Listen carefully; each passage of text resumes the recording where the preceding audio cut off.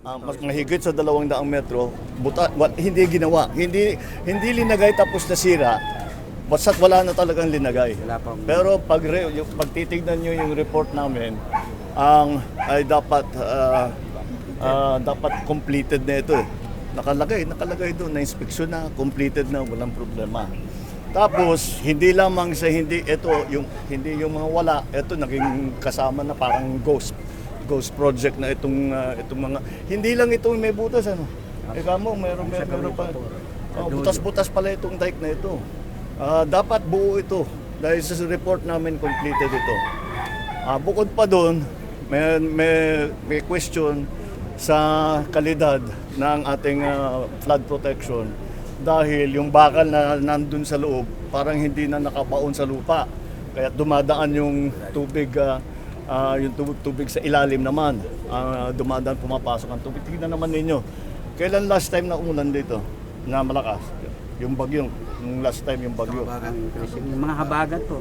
Yung habagat dito. Nagbabago na. Hanggang ngayon, nakita naman ninyo pagpasok namin dito.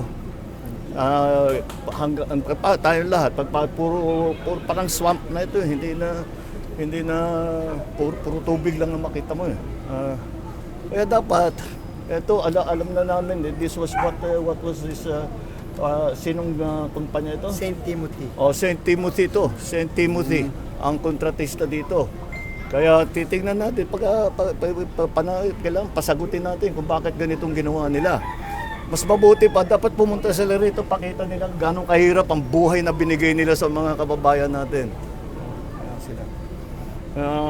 Hindi pala, kaya gagawin namin, ngayon na nalaman na namin, mabuti nga yung website nandyan at marami nang nagsusumbong. Basta kayo, gamitin ninyo yung para doon sa flood control. Nagre-reach po. Sige, mag-ano kayo, mag-report kayo. Paulit-ulit yung report nyo sa akin, report na kay Gob, report na kay Kong, lahat ng reportan ninyo para alam namin, pati sa press, report ninyo para alam namin lahat. Dahil hindi pwedeng ganito. Pambira. This has been going on for years. Kailan inumpisahan ito? Itong dike. 2022. Hindi, yung una. Hindi, ito yung nabuo. Yan po yung una. 21. Tapos lumipat po doon sa thesis. Tapos gano'ng katagal sila May nagtrabaho? ongoing po. May ongoing ngayon. Tapos lumipat ngayon sila doon sa kabila. May ginagawa. Anyway, ang katotohanan, under specification yung dike dahil nga sa bakal. Tapos nakita mo kung pag hahanapin ninyo, meron kami mga picture. Pati meron kami mga diver na sinisid doon sa ilalim.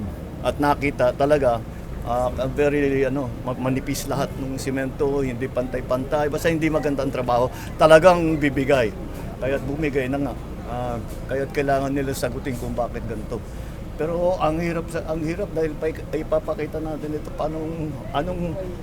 what possible excuse do they have for not doing this? Hindi ko maisip. May dredging pa dapat. Tapos ito pa lahat ng flood control may kasamang dredging at saka desiltation. Anong sabi mo sa akin, Chairman? Minsan di ka pa nakakita ng desiltation dito. Kasama sa kontrata yun. Walang na-desiltation.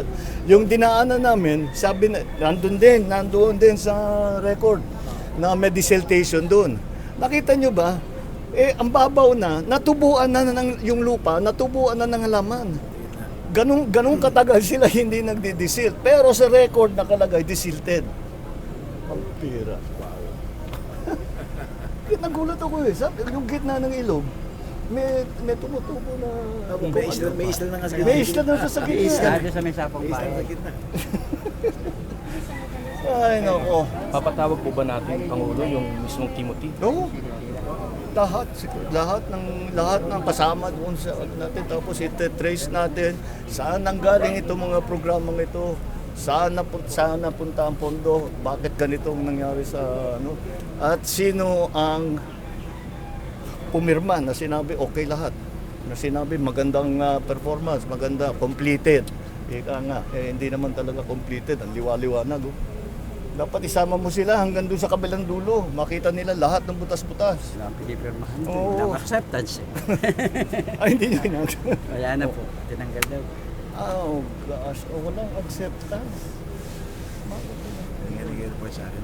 Sa'yo lahat. Hindi nag-report sa akin eh. Sila Sa eh. governor's Oo, office. hindi man lang pinakita sa akin. Actually, isang beses lang sila nag-report sa akin. Pinatawag ko pa. Yung mga DP. Pinatawag ko pa. Ako ilatag nyo lahat. Tungkol saan? Ano Yung mga, and humingi kasi sila ng Provincial Development Council resolution. And may kailangan sila. Kaya sabi ko, punta kayo sa akin. Puntahan nyo ako. Ay, gusto ko makita lahat. Oo. Pinakita. Tapos sinita ko na sila. Sabi ko, oh, ngayon lang.